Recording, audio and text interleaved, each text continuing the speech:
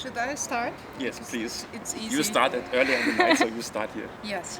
So my artist name is Electric Indigo, and I will do a DJ set tonight from 1 to 3 approximately. And as usual, when I do DJ sets, it's always depending on the reaction of the crowd. But so it can go a little bit harder or a bit more experimental. It really depends on the feeling I get from the crowd and in the space. But basically what I do is I play techno, but more the abstract kind of techno, and depending on the situation it can become quite experimental. If I have the feeling that too experimental would just ruin the party mood, then it's more straight. But otherwise I like, for example, broken beats and combination of straight techno tracks with experimental broken beats. So kind of like present experimental tracks in a way that people can dance to. That's my mission. So what about you? What can fans wait tonight? I perform tonight as Monolake, and what I'm currently doing when I perform live is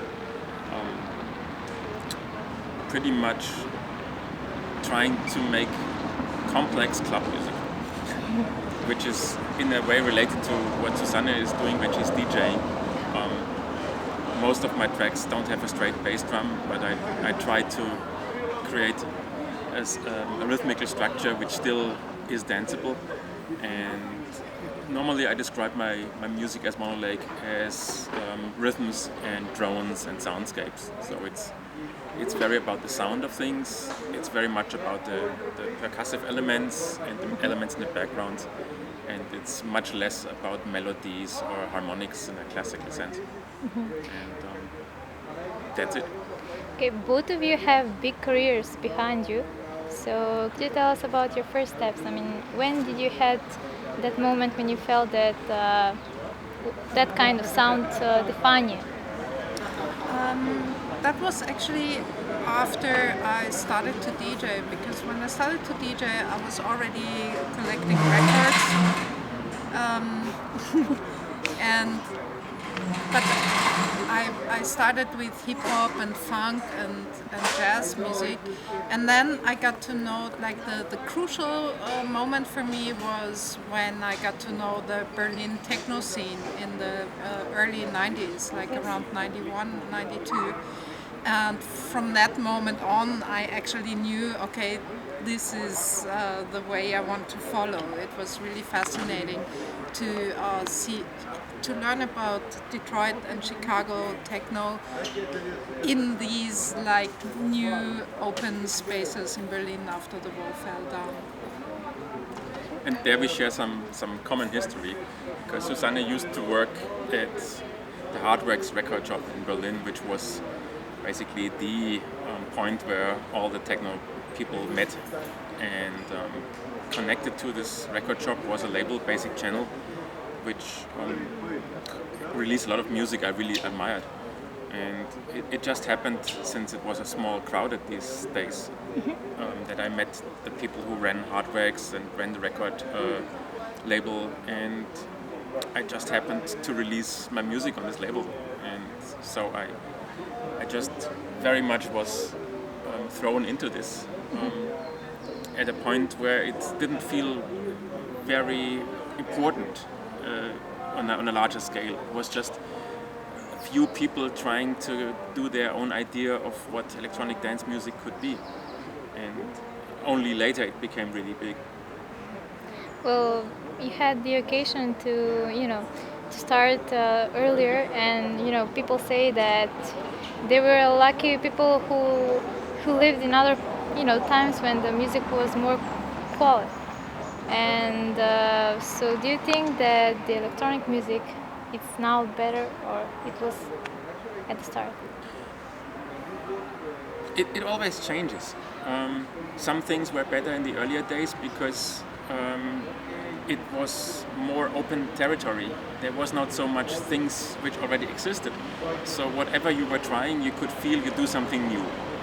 And also it was before the internet. So you didn't know that there's 10 million people on the other side of the world doing exactly the same. And this means you felt what you're doing is really special. It's much harder these days to feel special because whatever you do, you look it up on YouTube and you find someone else doing exactly the same thing. That makes it much, much harder. And things become much more normalized globally. So people have the same expectations everywhere on this planet. People try to make music which is very similar because they look at the same people who are doing stuff. So all this makes it much more difficult to find your own style. But at the same time, the technical advantages became so important that everyone has access to all kinds of sounds, to all kinds of tools. It became much easier to do this. And I believe these two things kind of equal each out. So at the end it comes down to do what you like to do and don't be too much influenced by what other people tell you and try what happens. I see it very similar, but maybe a little bit different insofar as that I have the feeling, due to the accessibility of really potent technology, that if the music is good, it is actually more refined than it used to be. So I see a lot of good music, but it's hard to find it because there is this huge mass of information, like constantly coming to us, and that can be too overwhelming. So I meet a lot of people, of course, who say, like, back in the days everything was better, but I find this attitude really annoying because usually it's not true, and I've heard this like since, I don't know, 94. So I mean, it's like I think it depends on your own attitude, and I have the suspicion that people who say it used to be much better in the early days, probably they had more fun in the early days, and they kind of, for one reason or the other, lost some sort of spirit. And it depends really a lot more on your own attitude and your own way to work with sounds and to listen and to experience music and the crowd.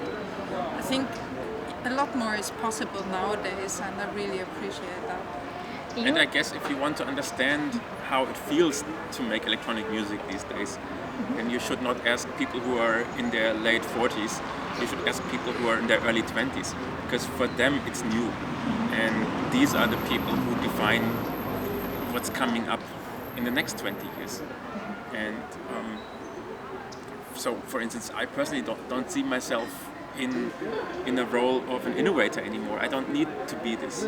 What I like to do when I release records and when I play live is I try to improve what I'm already doing, and I try to learn to find new things within my own world.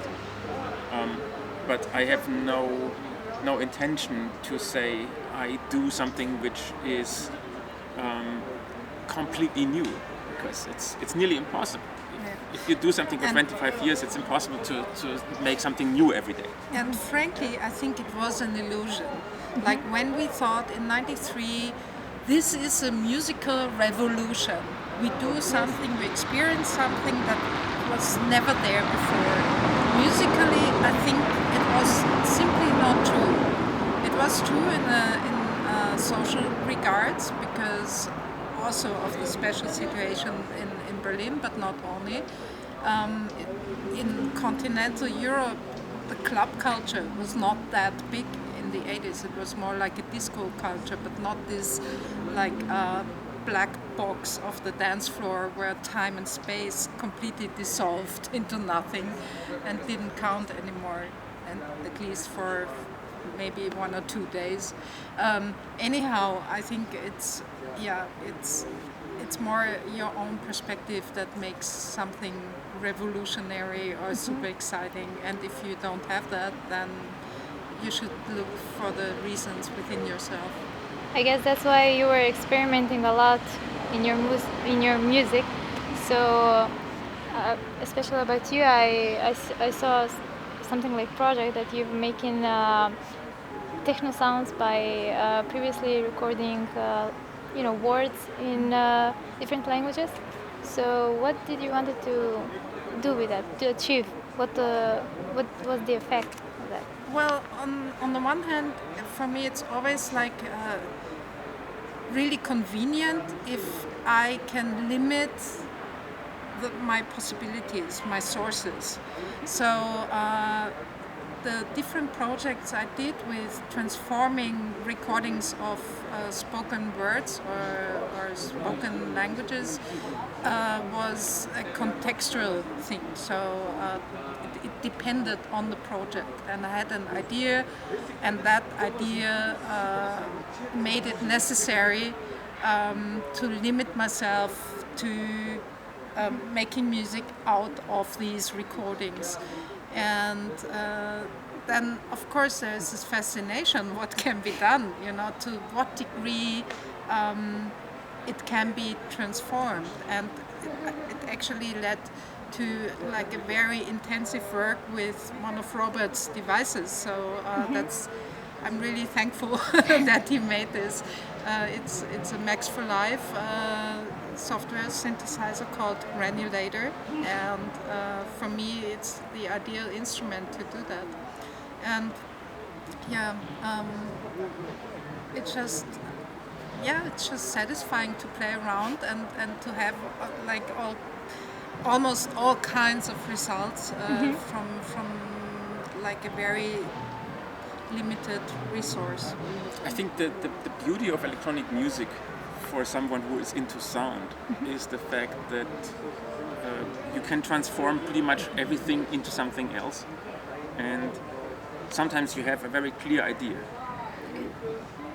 I go to the studio with an idea of a specific sound I want to make, but then it turns out in the process that I discover something else, and this something else becomes much more important than what I originally wanted to do, and this can become the starting point of something else.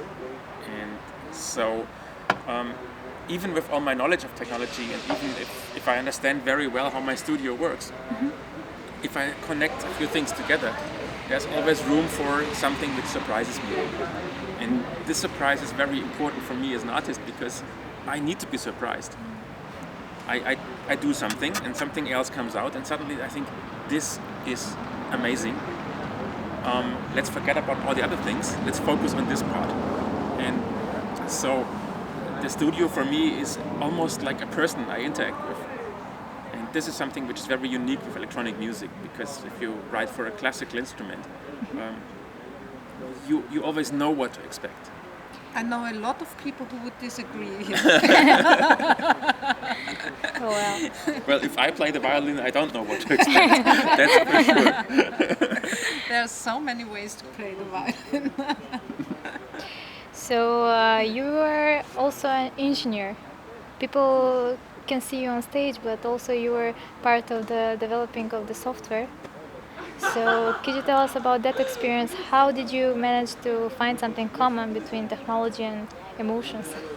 Because music is... For me, it actually came the other way around. I come from a family background of engineers and people who were working with technology, and there was no artists in the family as far as I know. And I was the only one who was interested in art.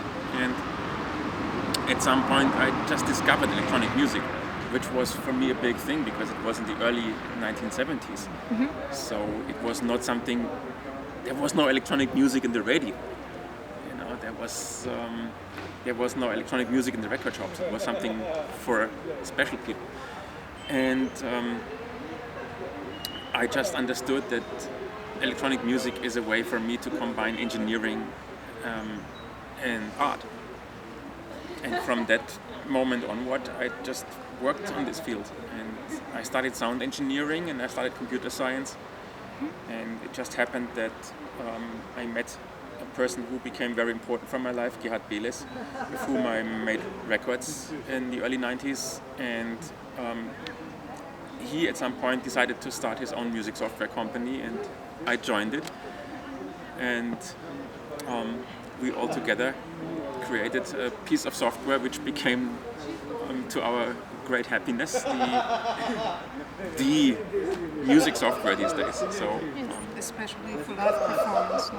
Yeah, actually, most of our customers are not performing. Really? No, it's a minority. So it became really a big thing, and I think the software became so successful because it was driven by people who had who put their heart in it. It sounds a bit cheesy, but since I'm using this software every day and I'm going to use it tonight, of course, I have a very different relationship to it than if it would be something I do and then it's done. So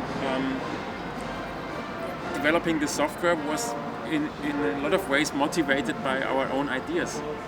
We developed something which was the ideal tool for ourselves.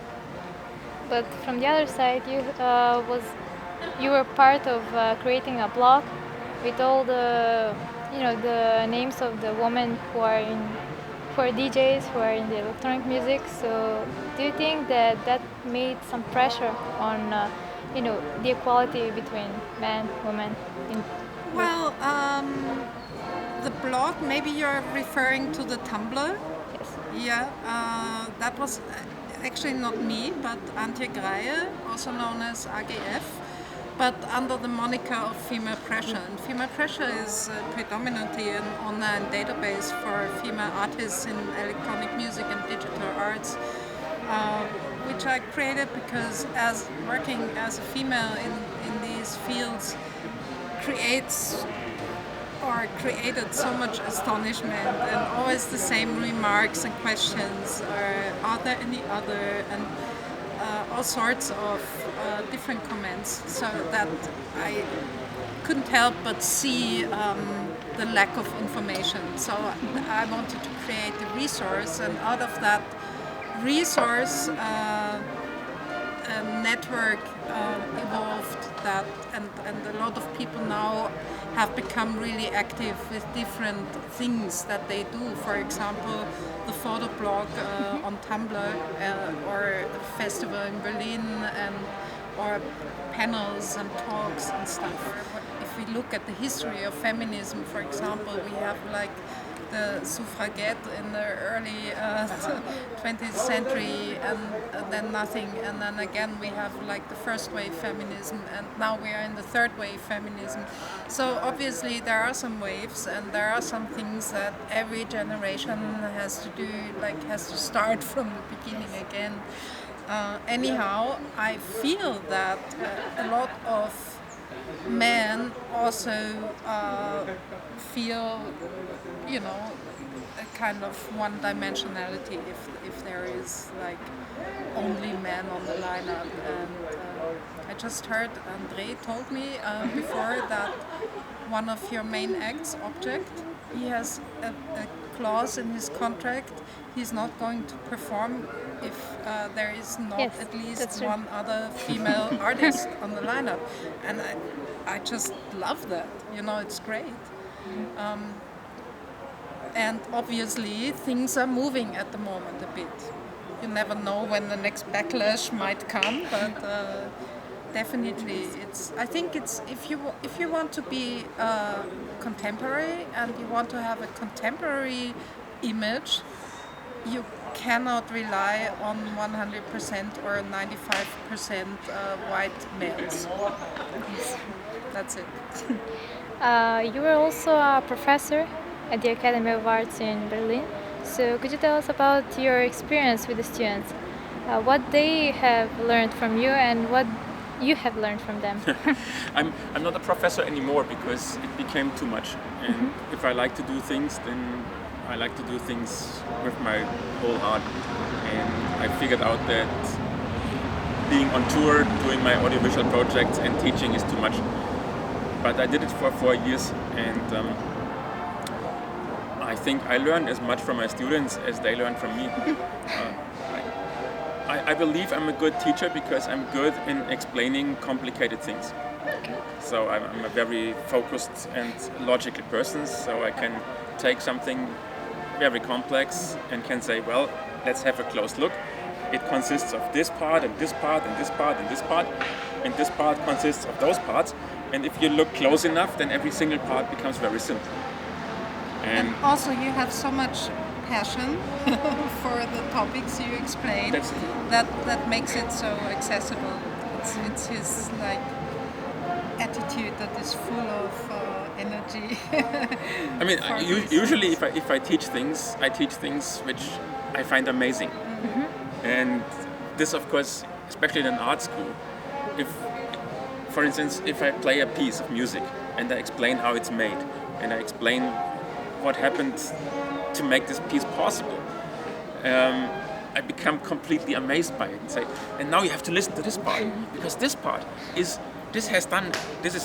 we are talking about 1972, there were no digital samplers, this is all done with tape.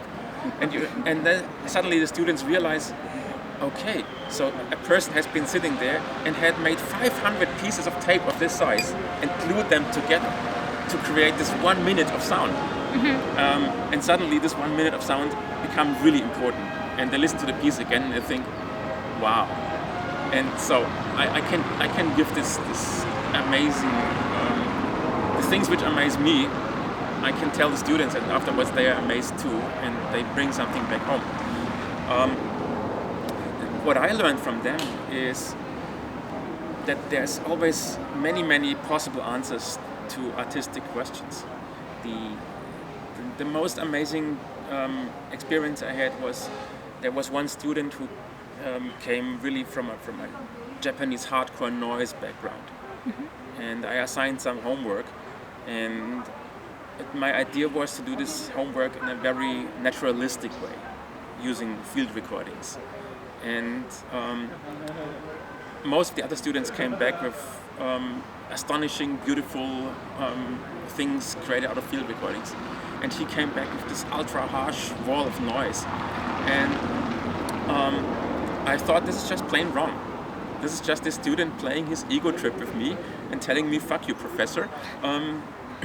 This is what I want to do and I don't give a shit about your assignment. And I thought, well, I fuck you too, and gave him a really bad mark. And then he came to my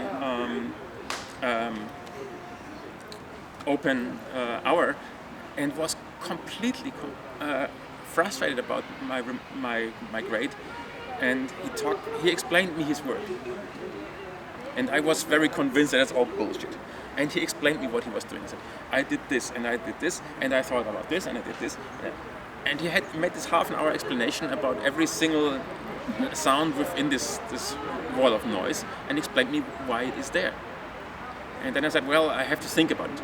And then I went back home, and with every minute I was away from the university, I thought, the first thing he said was right, the second thing he said was right, the third thing, and I figured out every single thing he said was completely right. And I figured that this is one of the most brilliant works I ever got from a student. It was just completely different from what I expected. And I went back to the secretary and said, I made a mistake with the grade. And it's actually fantastic. And the secretary looked at me like, huh? Yeah, I made a mistake. This student is brilliant. Do you had some case like that? No, well, maybe some comparable things that everybody knows is like, let's say you buy an album, some people still buy albums, and you have a favorite track. And usually the favorite track doesn't stay the same over time. When you listen back that album, you find the more difficult to access tracks more interesting at the end. So a lot is about accessibility and understanding in music too. So it's not only the immediate experience, but it's that there is another layer to it that definitely is important. So my last question will Yeah, I be, guess we will close the soundtrack soon. what can we expect something new from you? Do you work on something new project maybe? Always. That's quick. Yes. Thanks. The only answer I can give is there's always something in making, so I always do something new. I have a premiere of a new piece in November for the Wien Modern Festival in Vienna. So it's dealing with pop music and number one hits. But I'm planning, of course, to make the theme very abstract and not do something that directly refers to number one Billboard charts hit. That would be quite annoying, actually. Okay, thank you very much and good luck tonight. Thank you. you.